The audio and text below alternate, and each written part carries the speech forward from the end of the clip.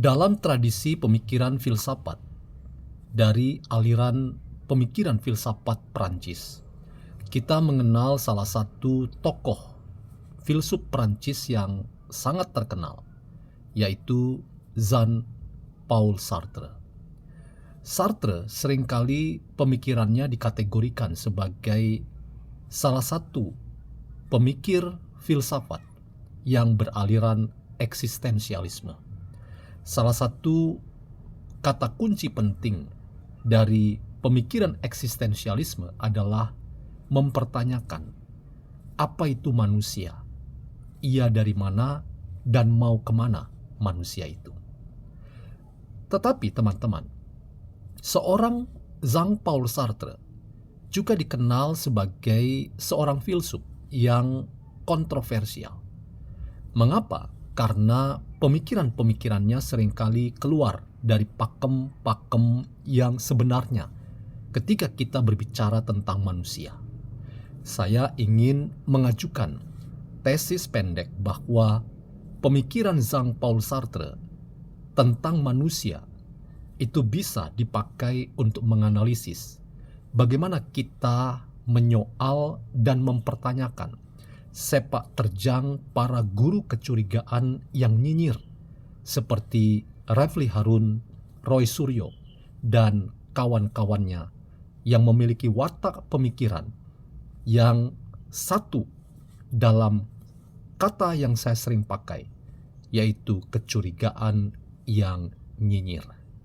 Bagaimana filsafat, khususnya eksistensialisme, menolong kita membaca sepak terjang para guru kecurigaan yang nyinyir seperti Refli Harun dan Roy Suryo, yang kita dapat sebut sebagai orang-orang yang mengalami puncak dari apa yang dinamakan filsafat yang kesepian. Selamat datang dalam channel Meragukan Filsafat, sebuah channel yang dibangun untuk turut mengedukasi ruang publik Indonesia dengan menawarkan perspektif alternatif menggunakan pemikiran filsafat untuk membaca fenomena sosial, politik, kebudayaan di konteks Indonesia kontemporer tanpa berpretensi untuk menggiring opini kita mempercayai pandangan-pandangan dalam channel ini. Teman-teman, saya ingin memulai diskusi kita dengan sebuah langgam pemikiran filsafat yang dikembangkan oleh seorang filsuf Prancis yang bernama Jean-Paul Sartre. Ia dikenal sebagai seorang filsuf eksistensialisme. Salah satu bagian penting dari pertanyaan-pertanyaan fundamental yang diajukan oleh para filsuf eksistensialisme, baik di Jerman maupun di Prancis, adalah berbicara tentang apa itu manusia, siapakah manusia, dari mana manusia, dan mau kemana manusia. Atau dalam istilah dalam bahasa Jawa yang sangat halus, biasanya kita bisa menyebut manusia itu sebagai sangkan paraning dumati. Jadi manusia itu dari mana dan mau kemana, arah hidupnya, perjalanan hidupnya. Nah teman-teman, ketika kita bicara tentang Sartre, Sartre dikenal sebagai seorang filsuf yang kontroversial. Ia pada awalnya adalah seorang aktivis jalanan yang sering turun ke jalan dalam rangka mempertanyakan ini dan itu, berdemonstrasi untuk menyuarakan suara-suara keadilan dan kebenaran, dan menggoyang kemapanan-kemapanan rezim pemerintahan atau sebuah kekuasaan politik yang sudah mapan, dan ingin memastikan bahwa regulasi pemerintahan itu tetap berada dalam semangat untuk menghadirkan keadilan dan kebenaran bagi orang banyak. Ketika ada rezim pemerintahan yang tidak melakukan tugasnya dengan baik, maka Sartre bersama dengan kelompoknya akan turun ke jalan-jalan untuk menyerukan agar pemerintah ingat pada panggilannya untuk menghadirkan kebaikan dan kesejahteraan.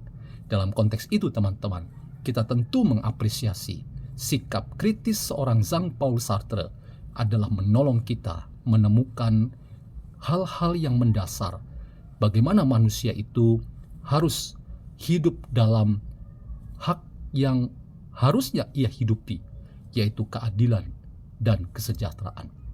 Namun teman-teman, di akhir hidup Jean-Paul Sartre, Sartre juga menuangkan gagasan-gagasan yang sangat kontroversial ketika ia mengatakan bahwa pada orang lain aku melihat neraka. Bahkan tajam ia mengatakan orang lain adalah neraka. Orang lain adalah neraka adalah sikap waspada dan penuh kecurigaan. Setiap peristiwa perjumpaan dengan orang lain selalu ditanggapi sebagai alarm bahaya.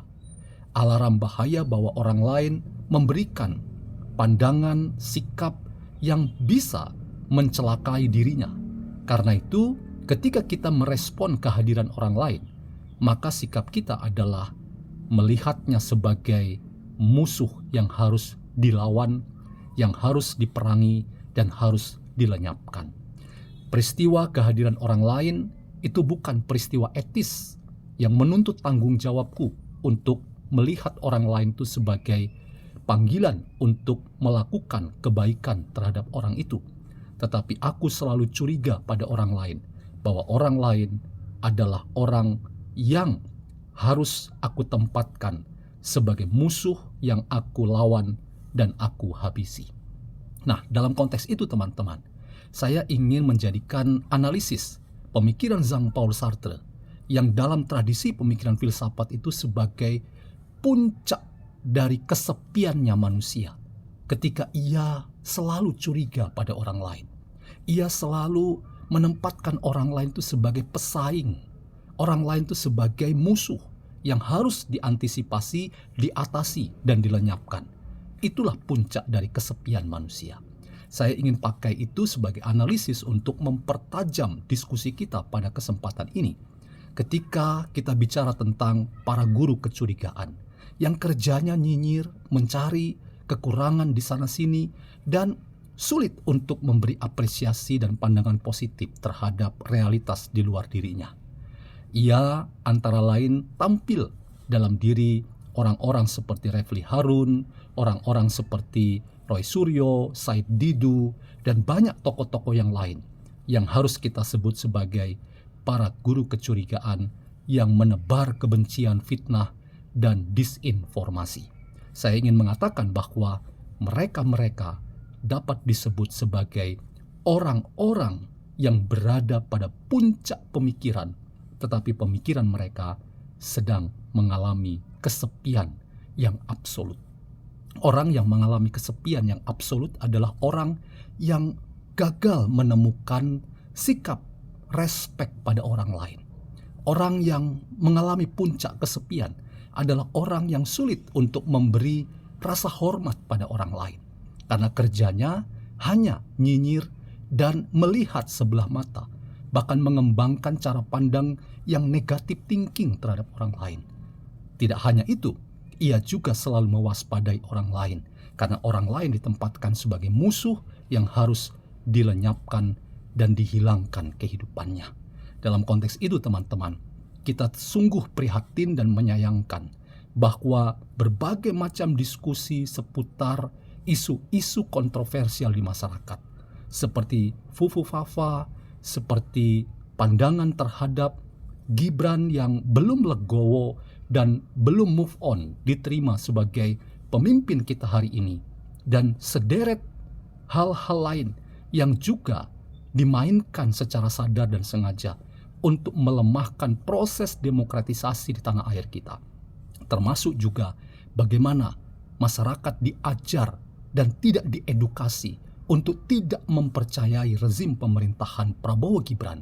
Lagi-lagi itu harus dianggap sebagai bagian dari konspirasi dan puncak dari pemikiran seseorang yang mengalami kesepian. Kita tentu menyayangkan bahwa orang-orang yang harusnya selesai dengan dirinya, yaitu para guru yang penuh kecurigaan, itu lagi-lagi saya harus katakan, curiga itu penting. Karena apa? Kecurigaan itu salah satu bagian dari nafas pemikiran-pemikiran konstruktif. pemikiran-pemikiran yang dapat menolong kita untuk selalu waspada pada kesadaran-kesadaran palsu yang seringkali menipu kita. Mereka memberikan pelajaran yang berharga bagi kita. Tetapi sekali lagi teman-teman, ketika sikap kecurigaan itu kehilangan dimensi apresiatif dan kehilangan semangat mengonstruksi dan mengedukasi masyarakat, maka saya ingin katakan, disitulah kegagalan para guru kecurigaan yang nyinyir, yang kerjanya hanya menebar ketakutan dan membuat masyarakat gaduh dengan pandangan-pandangan yang sama sekali tidak memiliki argumentasi yang mendasar dan fundamental. Dan kita boleh mengatakan mereka jangan-jangan adalah orang-orang yang mengalami puncak pemikiran, tetapi pemikiran mereka sesungguhnya gambaran dari orang-orang yang kesepian dari pergulatan keilmuan mereka, yang kerjanya hanya nyinyir, menebar disinformasi, fitnah, dan ujaran kebencian. Kita belajar dari mereka untuk mengingatkan kita bahwa kita melihat mereka sebagai sarana untuk mencapai pengenalan diri kita, bahwa kita jangan sampai menjadi orang yang seperti ditakutkan itu terjadi pada pemikiran seorang Jean-Paul Sartre. Mereka pintar, mereka luar biasa, tetapi pemikiran mereka hanya untuk diri mereka sendiri, hanya untuk mengumbar libido kekuasaan mereka, dan mereka kehilangan perspektif edukasi yang membuat masyarakat bisa ditolong untuk menemukan pandangan-pandangan yang konstruktif tentang realitas sosial, politik, kebudayaan yang ada di konteks masyarakat dan bangsa kita.